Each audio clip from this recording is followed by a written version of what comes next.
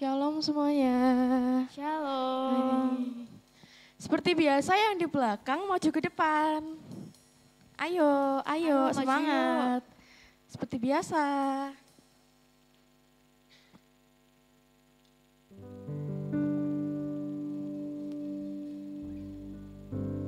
Kita akan muji dan muliakan nama Tuhan. Mari kita angkat satu pujian ini.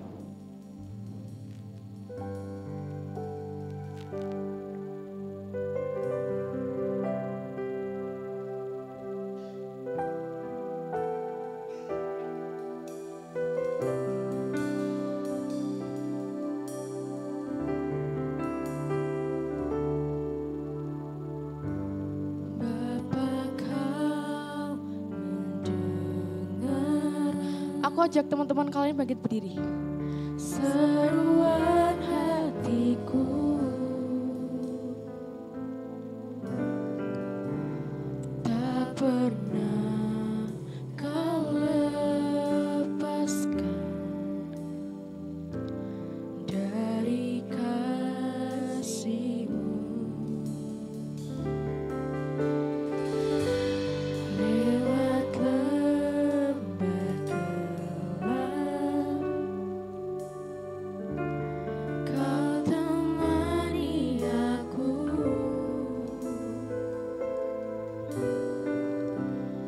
Roh-Mu bekerja selalu untuk kebaikanku.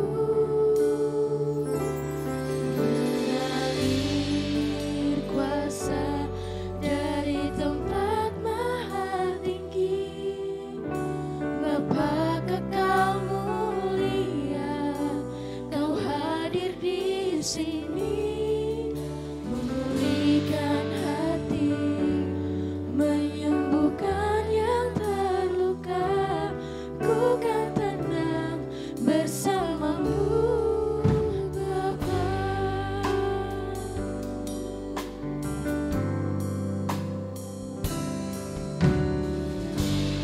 Bapa, Kau mendengar seruan hatiku. Tak pernah Kau lepaskan dari kasih-Mu. Lewat lembah gelap, Kau temani aku.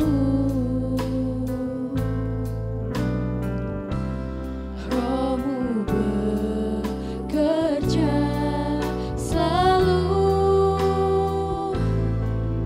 untuk kebaikanku.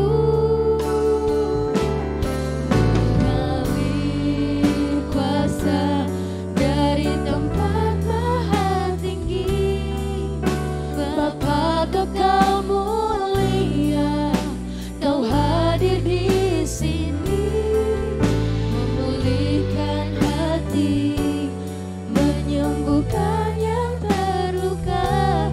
Ku kan tenang bersama-Mu, Bapa.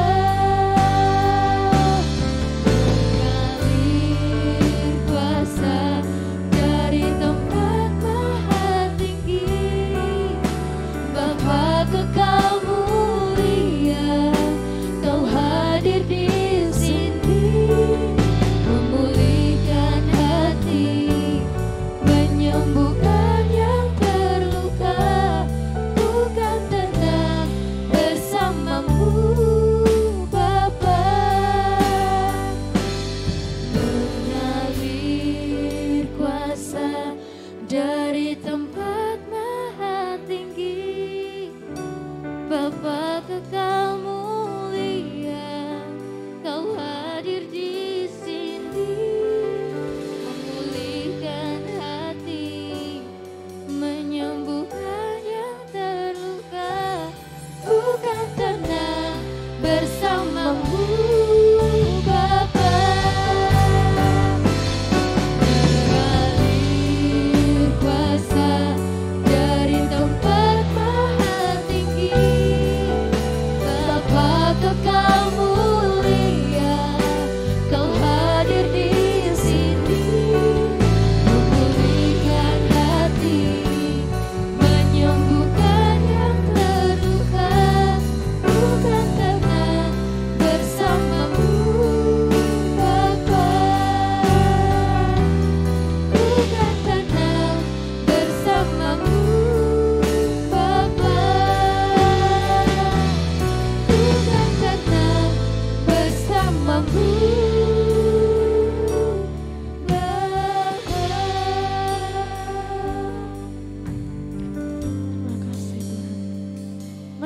Tuhan, kita berdoa.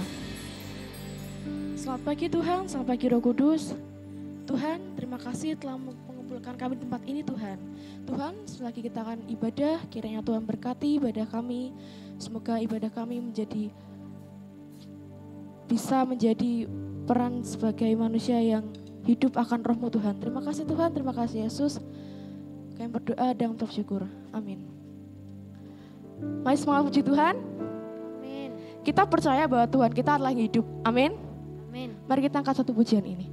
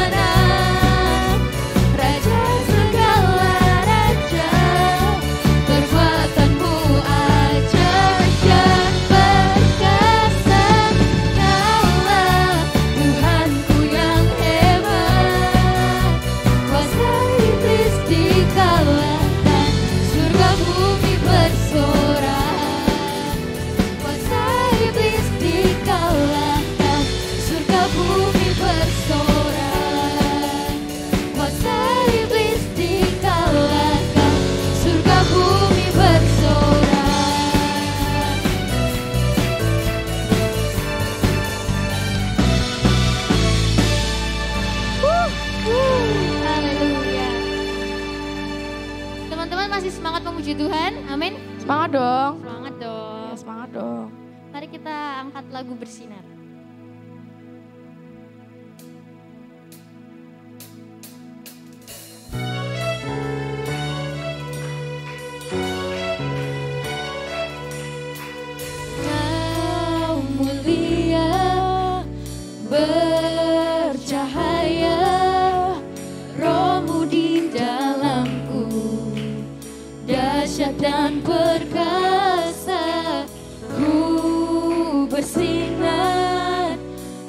bagai bintang-bintang, memuliakan nama-Mu Tuhan. Karya salib-Mu membukakan anugerah yang tiada terbatas. Surga bumi menyaksikan kedaulatan-Mu Tuhan. Luar biasa. Semesta memuja.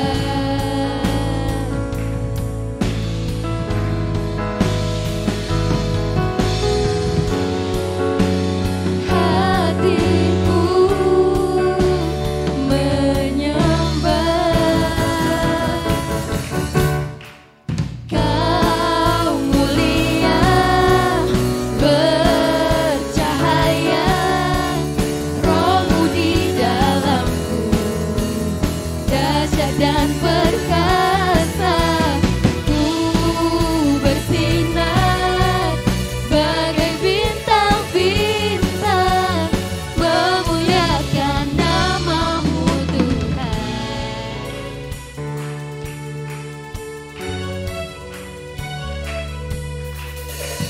Karya salib-Mu membukakan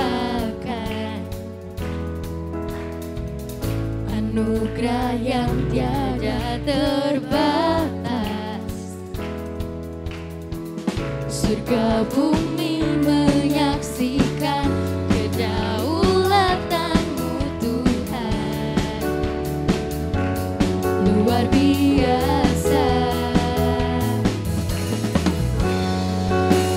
Semesta memuja.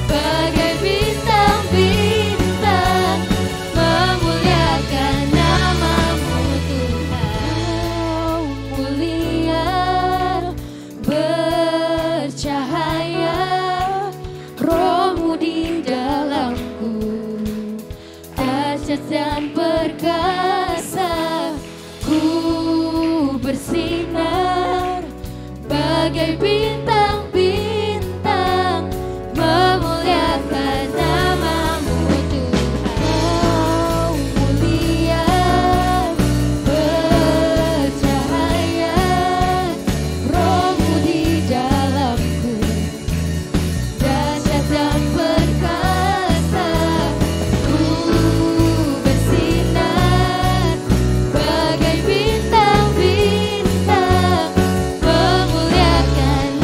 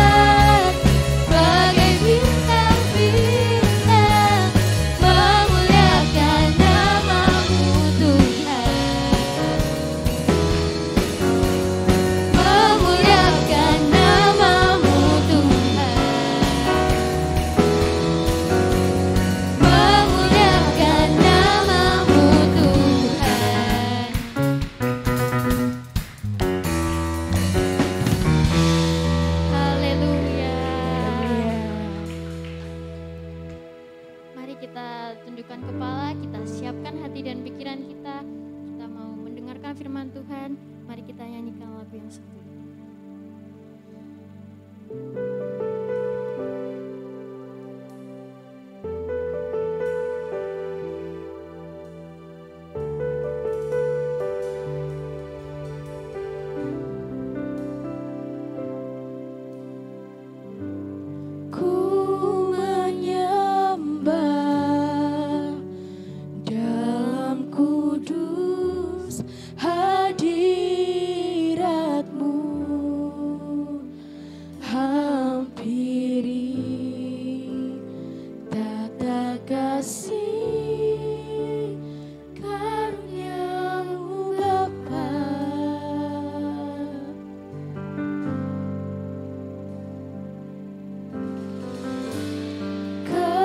Kekuatanku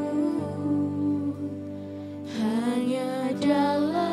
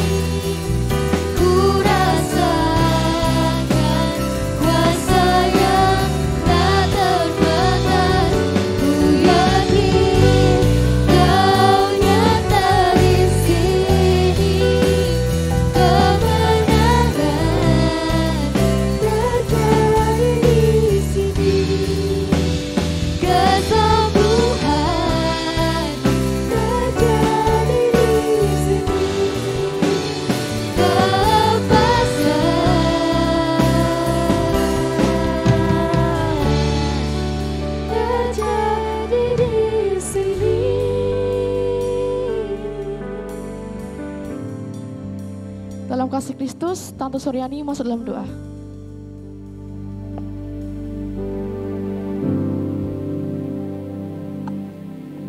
Terima kasih untuk kehadiran-Mu yang kami rasakan. Tidak hanya di tempat ini Tuhan. Bahkan ketika kami sebelum melangkahkan kaki meninggalkan rumah, Engkau sudah hadir. Menentukan pilihan kami untuk melangkah ke tempat ini. Bukan ke tempat lain yang mungkin acaranya lebih menarik dari sekolah minggu. Tetapi kami bersyukur Tuhan. Engkau hadir di setiap hati anak-anak-Mu.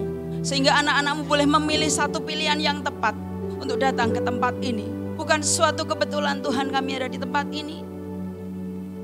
Roh Kudus yang sudah berkarya, yang sudah hadir di depan di hati kami semua.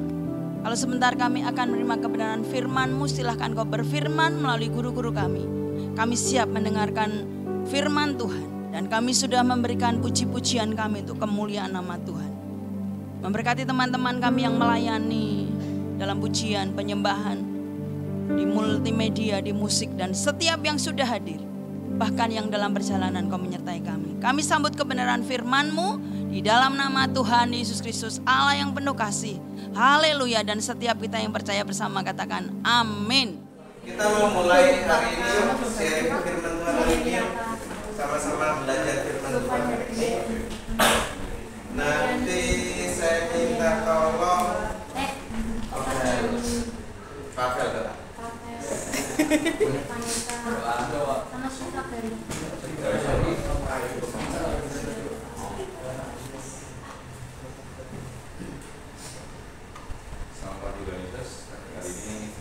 Pagi ini kami akan mendengarkan firman Tuhan. Bagi kami ada Bapak Menteri, Bapak Menteri di luar sana, Yesus. Thank you Pavel. Hari ini kita belajar firman Tuhan. Firman Tuhan hari ini ada di dalam Markus 5 ayat 25 sampai 34 atau Lukas 8 ayat 43 sampai 48. Ini sama. Markus 5 ayat 25 sampai 34, Lukas 8 sama. Cuman Kak Fendi lebih condong kalau kita baca di dalam Markus 5. Kak Fendi review dulu sebelumnya. 2 minggu pertama dari bulan ini kita belajar apa? Kita belajar sebulan penuh ini tentang kemerdekaan. Ya. Saksi yang dimerdekakan. Minggu pertama kita belajar merdeka dari, ada yang apa? Ada tulis kan? Merdeka dari dosa. Minggu kedua kita belajar merdeka dari Oke. Hari ini kita belajar merdeka dari sakit penyakit. Merdeka dari dosa, merdeka dari kuasa kegelapan, merdeka dari sakit penyakit. Bahannya yuk kita buka di dalam Markus 5 ayat 25 sampai 34. Sudah ketemu, katakan amin. Sudah separuh. Markus 5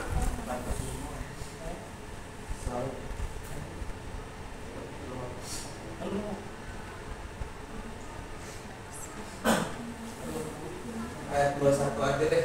Jadi gampang, satu kali kok. Iya, ayat 21 saja.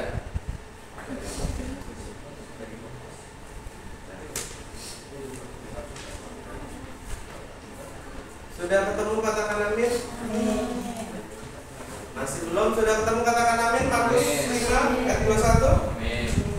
Oke, nanti yang sisi kanan saya, artinya dari sini ya, bacakan ayat yang ganjil. Kalau ganjil berarti dimulai dari 21, perikopnya dibaca, yang genap sebelah kiri saya ya, mulai dari Yesus ya. Semuanya baca ya, kanan dan kiri. Oke? Hitungan yang ke-1 ya. Sudah siap? 3, 2, 1. Yesus membangkitkan anak Yairus dan menyembuhkan seorang perempuan yang sakit pendarahan.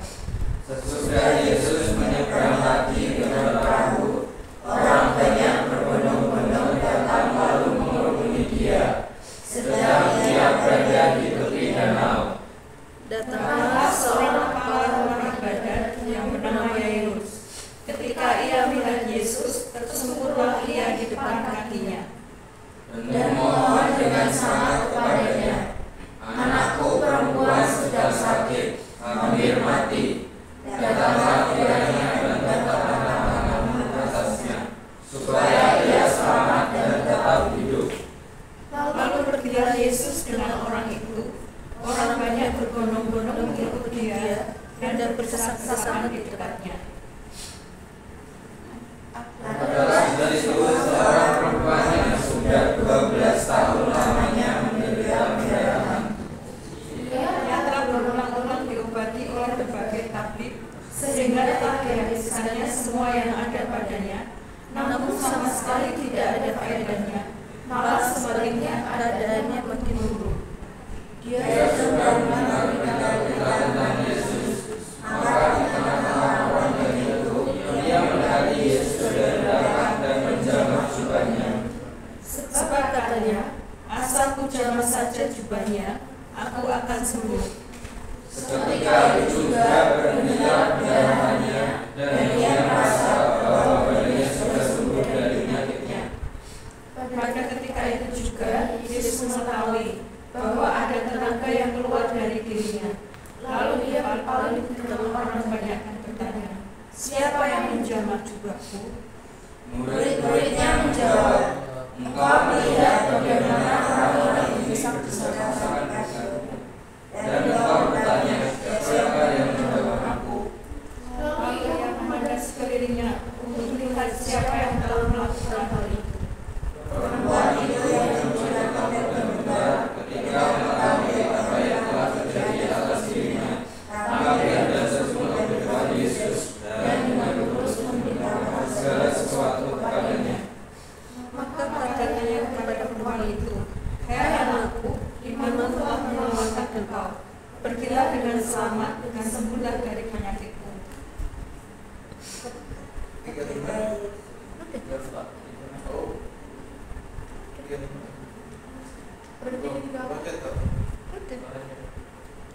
Oke, berarti oke, misi saya salah. Lanjut sampai akhir berarti. Sorry ya, lanjut.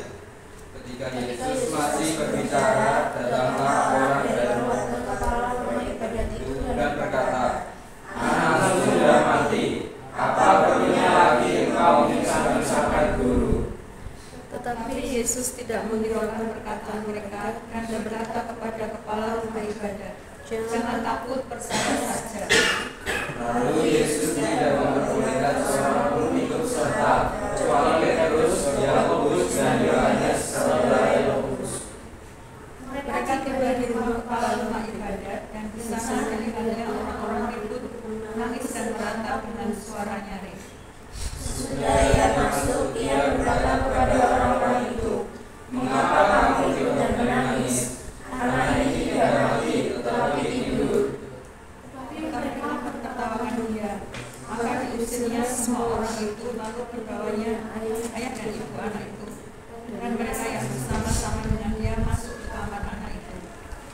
Lalu dipegangnya tangan anak itu, katanya, Talitaku, yang berarti, hai anak, aku berkata kepadamu, bangunlah. Seketika itu juga anak itu bangkit berdiri dan berbicara, sebab umurnya sudah 12 tahun. Semua orang yang hadir sangat takjub. Dengan sangat ia berpesan kepada mereka, supaya jangan seorang pun mengetahui hal itu. Lalu ia menyuruh mereka memberi anak itu makan. Oke, tarik belakang. Lumayan panjang ya. Oke, di pembacaan kita pada pagi hari ini di dalam Markus 5 ayat 21 sampai 35. Sampai 43. Sampai 43 kita bisa mendapatkan ada dua peristiwa di dalam bahan tersebut. Yang pertama, anak Yairus. Yang kedua, perempuan sakit perdarahan. Anak Yairus adalah punya jabatan kepala rumah ibadat. Perempuan sakit perdarahan ini tidak diketahui namanya, terus dia punya jabatan atau pekerjaan apa. Tapi yang jelas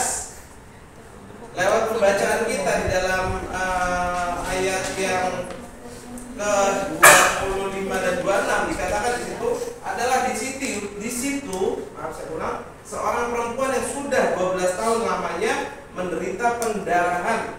Ia telah berulang-ulang diobati oleh berbagai tabib sehingga telah dihabiskannya semua yang ada padanya, namun sama sekali tidak ada faedahnya, malah sebaliknya keadaannya makin memburuk.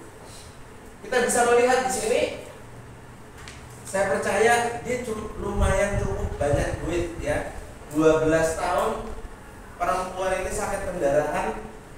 Coba aja kalian bisa bayangkan kalau kalian sakit lebih dari 1 tahun aja, lumayan uangnya dikeluarkan. Saya percaya wis, ya kan.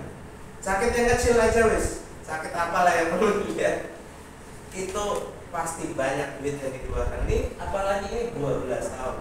Jadi mungkin dari dia, anggaplah dia orang yang sederhana ya, yang ya ada lah. Tapi 12 tahun ini membuat perempuan ini bukan makin baik, dikatakan di ayat 26. Malah keadaannya semakin memburuk. Kondisi kita bisa baca di sini anaknya Yairus kondisinya. Pertama dikabarkan kepada Yesus, dikatakan di dalam ayat yang ke-23, dikatakan anakku perempuan sedang sakit, hampir mati.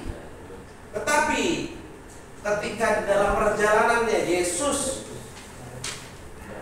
menuju ke tempat rumahnya Pak Yairus, kondisinya sudah berubah. Dikatakan ayat yang ke-35, dikatakan anakku sudah mati. Berubah kondisi ya, dari hampir mati jadi mati. Tadi kondisi perempuan tersebut 12 tahun pendarahan. Sama-samanya apa? Sama-samanya alami mukjizat atau dimerdekakan dari sakit penyakit.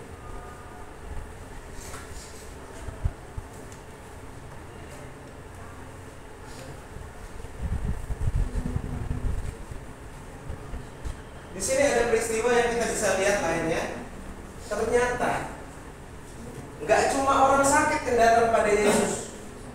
Dikatakan dalam ayat yang pertama, dikatakan ayat yang ke-21, dikatakan sesudah Yesus menyeberang lagi dengan perahu, orang banyak berbondong-bondong datang lalu mengerumuni dia sedang ia berada di tepi danau. Ada banyak orang kadang datang kepada Tuhan Yesus cuma pengen lihat, Tuhan Yesus pengen buat mujizat, Tuhan Yesus mengadakan segala sesuatu yang wow kelihatannya.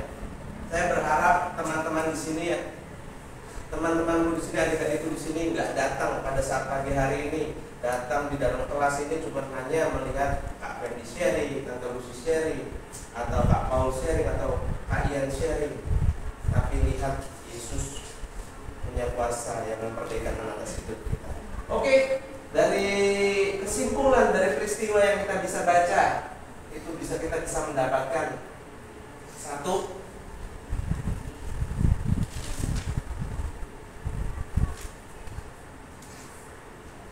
Tuhan Yesus sanggup dan berkuasa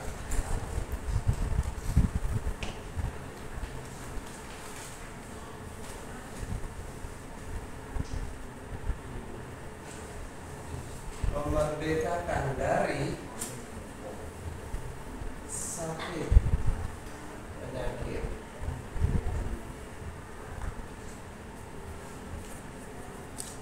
Kesimpulan yang pertama, Tuhan Yesus sanggup dan berkuasa memerdekakan dari sakit penyakit apapun itu bentuknya. Gak cuma sakit ternyata, kalau kita baca di dalam firman Tuhan pada pagi hari ini, bahkan orang yang sudah mati, semuanya kondisinya itu kondisi yang gak berpengharapan. Kalian bisa bayangkan Bagaimana orang yang sudah mati bisa hidup. Bagaimana orang yang sudah pendarahan 12 tahun. Bahkan kondisinya semakin memburuk ketika diperiksakan ke dokter. Diberi obat bukan semakin baik tapi semakin memburuk. Nggak ada harapan. Sama-sama nggak ada harapan. Nggak ada harapan. Tetapi yang dilakukan Yesus di dalam ayat yang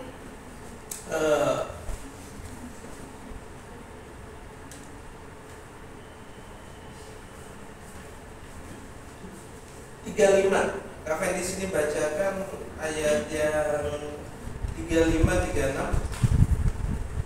Ketika Yesus masih berbicara, datanglah orang dari keluarga kepala rumah ibadat itu dan berkata, "Anakmu sudah mati, apa perlunya lagi engkau menyusahkan guru?" Tetapi Yesus tidak menghiraukan perkataan mereka dan berkata kepada kepala rumah ibadat, "Jangan takut, percaya saja."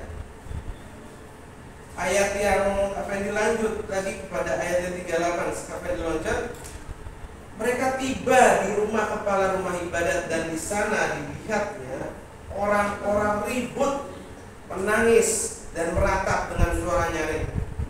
Kak Fendi pernah merasakan yang namanya kehilangan keluarga Papa Kak Fendi di waktu-waktu yang lalu. Kak Fendi juga dalam keadaan yang gak asik, gak dalam keadaan yang enak kan. Sama menangis, meratap, suara nyaring. Namun di ayat 39 itu dikatakan sesudah ia masuk, dikatakan sesudah Yesus masuk, Yesus berkata, "Mengapa kamu ribut dan menangis? Anak ini tidak mati, tetapi tidur." Tetapi mereka menertawakan dia. Maka diusirnya semua orang itu, lalu dibawanya ayah dan ibu anak itu dan mereka yang bersama-sama dengan dia masuk ke kamar anak itu. Lalu terjadilah mujizat. Ternyata banyak dari kita Kak Fendi bilang banyak dari kita ya, kita melihat fakta. Betul ya? Fakta di mana orang sakit 12 tahun pendarahan. Bahkan faktanya sudah mati Tuhan. Buat apa kamu nyusahin Tuhan Yesus lagi? Dikatakan seperti itu. Sudah mati, gak ada lagi harapan. Faktanya seperti itu. Tapi pada pagi hari ini kita belajar fakta. Fakta harus tunduk akan kebenaran yang memerdekakan.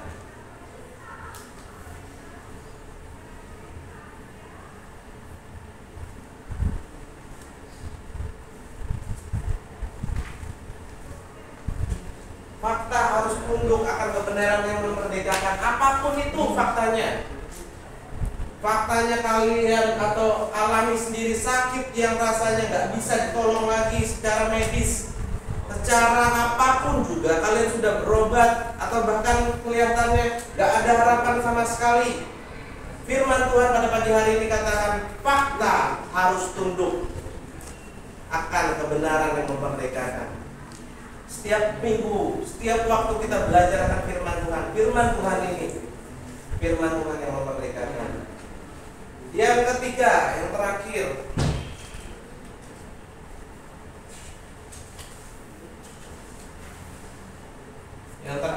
beriman teguh.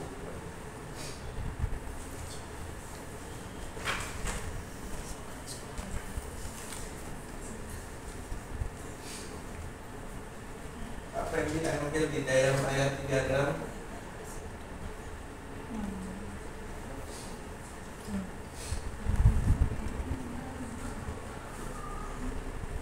Jangan takut, percaya saja.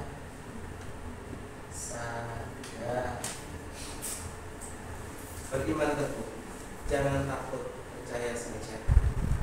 Kadang mungkin ada banyak orang di sekeliling, ada banyak hal-hal di sekeliling yang buat kalian khawatir, buat kalian gak mampu lagi berpikir ada Tuhan di sana. Perhatikan kata-kata Tuhan Yesus pada pagi hari ini. Jangan takut, percaya saja. jangan takut, percaya saja. Kadang kita mungkin melihat fakta akan kebenaran, ternyata kok seperti ini. Dan firman Tuhan katakan pada pagi hari ini di ayat 36, Tuhan Yesus sendiri katakan situ, jangan takut, percaya saja. Oke, itu aja yang mau Kak Fendi sampaikan pada pagi hari ini.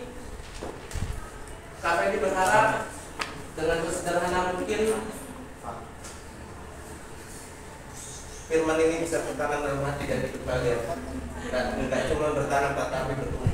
Kita mau baca di dalam ayat mas kita pada pagi hari ini di dalam Markus 5 ayat 34. Markus 5 ayat 34, kita kembali ke Markus 5 ayat 34. Sudah ketemu, katakan amin. Sama-sama baca ya. Ada hitungan yang ketiga. 1, 2, 3. Maka katanya kepada perempuan itu, hai anakku, imanmu telah menyelamatkan engkau. Pergilah dengan selamat dan sembuhlah dari penyakit. Oke, saya kembalikan kepada Tante Lucy juga sekali lagi.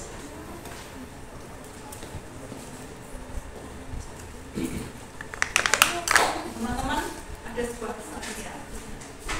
Ada seorang kaya punya seorang anak perempuan yang berumur 17 tahun. Anak ini sakit gagal ginjal. Jadi ginjalnya sudah mulai tidak berfungsi. Nah, lalu orang tua ini mencari pendonor ginjal bagi anaknya. Karena dia orang kaya, dia menemukan seorang pendonor ginjal, sudah siap untuk operasi, sudah siap untuk dilakukan operasi. Kalau dia melakukan operasi tersebut, anak tersebut akan mendapatkan ginjal baru walaupun cuma satu, karena donor misalnya cuma satu. Mungkin donor diambil dua-duanya, donornya meninggalkan ginjal. Nah, pada waktu dia mau melakukan operasi, tiba-tiba ada seorang hamba Tuhan itu datang. Lalu hamba Tuhan ini berkata, jangan operasi, percaya saja, Tuhan Yesus pasti tolong, Tuhan Yesus pasti sembuhkan, akan ada mujizat. Nah, hati orang tua ini goyah. Mau percaya Tuhan atau mau operasi? Gak berapa lama kemudian ada seorang hamba Tuhan lagi datang. Lalu hamba Tuhan ini berkata, percaya sama Tuhan, jangan operasi, anakmu pasti akan disembuhkan dan anakmu akan terima mujizat. Wah, orang tua ini semakin mantap. Wah, berarti akan ada mujizat. Anakku yang sakit gagal ginjal ini pasti akan terima mujizat, karena sudah ada dua orang hamba Tuhan yang mengatakan seperti itu. Nah, pertanyaannya, kalau kamu jadi orang tua anak tersebut, apa yang akan kamu lakukan? Mau tetap operasi, donor tersedia, uang tersedia, atau mau percaya akan adanya mujizat? Nah, kalau kamu jadi orang tua anak tersebut, bagaimana, Dimas? Operasi. Alasannya kenapa? Ya, pasti. Pasti. Jadi, ya operasi. Kiva? Sebenarnya kalau aku operasi, karena kalau kan mujizat itu kan ya pasti bakal terjadi, tapi kan kita juga bisa. Karena alasannya?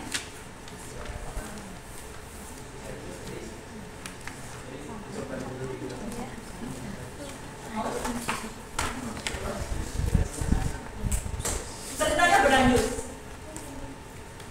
Orang tua ini memutuskan untuk tidak operasi.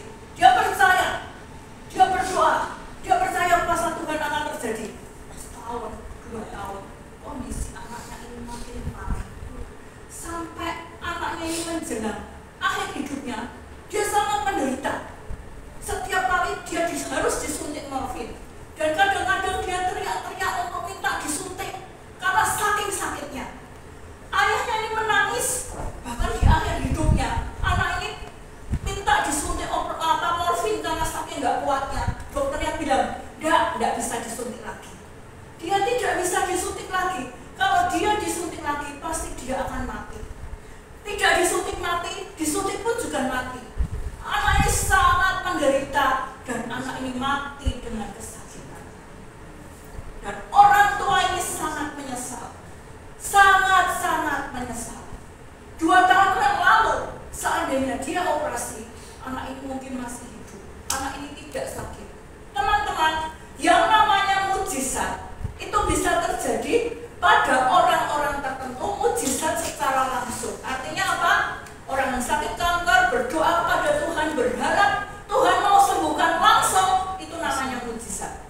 Tetapi ada saatnya di mana Tuhan itu bekerja tidak secara langsung.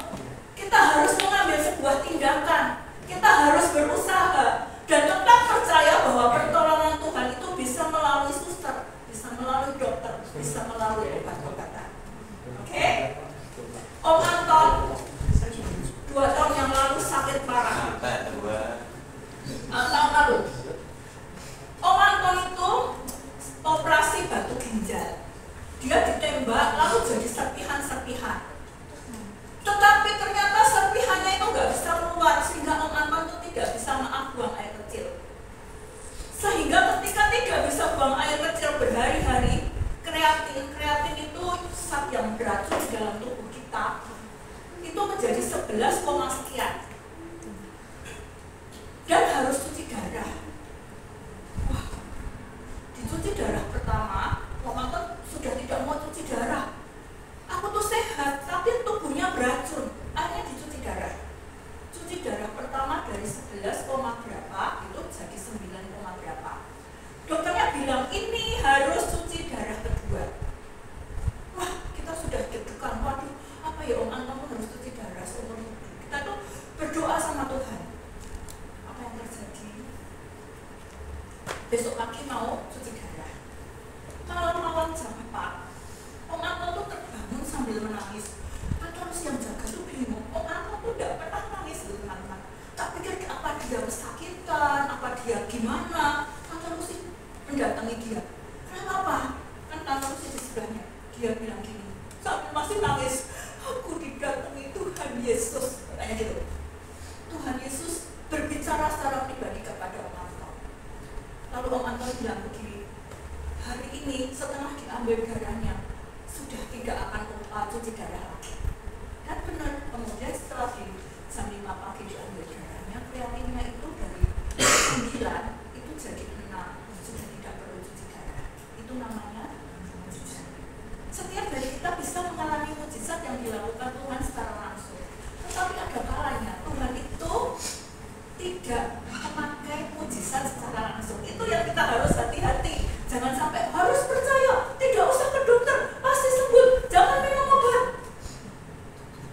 Tidak ya, tetap harus minum obat. Tetap percaya Tuhan bekerja melalui apa yang ada di depan kita. Bukannya kalau harus tidak percaya mujizat, kalau harus percaya mujizat Tuhan, kalau mau sembuhkan secara langsung bisa. Tetapi itu kan kehendak Tuhan, bukan kehendak Tante Lucy. Kalau Tante Lucy berdoa dengan sungguh-sungguh, bisa. Tapi apakah itu kehendak Tuhan? Mau mujizat secara langsung ataupun tidak langsung? Oke? Yang pertama kita belajar merdeka dari kuasa dosa. Yang kedua kita belajar merdeka dari kuasa kegelapan. Yang ketiga kita belajar merdeka dari sakit penyakit. Apapun sakit penyakit kita percaya Tuhan sembuhkan. Caranya terserah Tuhan. Bisa melalui mujizat, bisa melalui hal-hal yang lain. Amin. Besok kita belajar dengan Kak Paul Burhan bersyukur atas setiap kemerdekaan yang Tuhan berikan pada kita. Amin. Mari kita sama-sama datang pada Tuhan.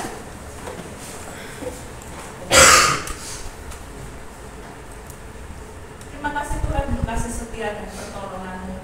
Terima kasih Tuhan penyertaan-Mu atas hidup kami selama ini Tuhan. Kami boleh menjadi orang yang sudah dimerdekakan dari dosa. Kami sudah dipindahkan ke dalam kerajaan anak-Mu yang kekasih. Kami sudah dilepaskan dari kuasa kegelapan. Terima kasih Tuhan. Terima kasih juga untuk tubuh sehat yang sudah kami miliki, untuk setiap kesempatan yang Tuhan sudah berikan bagi hidup kami. Terima kasih Bapak. Terima kasih buat firman-Mu pagi hari ini. Sebentar kami akan pulang. Tuhan sertai kami satu persatu. Kembalikan minggu depan untuk bersama-sama kembali. Terima kasih Bapak. Hanya di dalam nama Yesus kami berdoa dan mengucap syukur. Haleluya.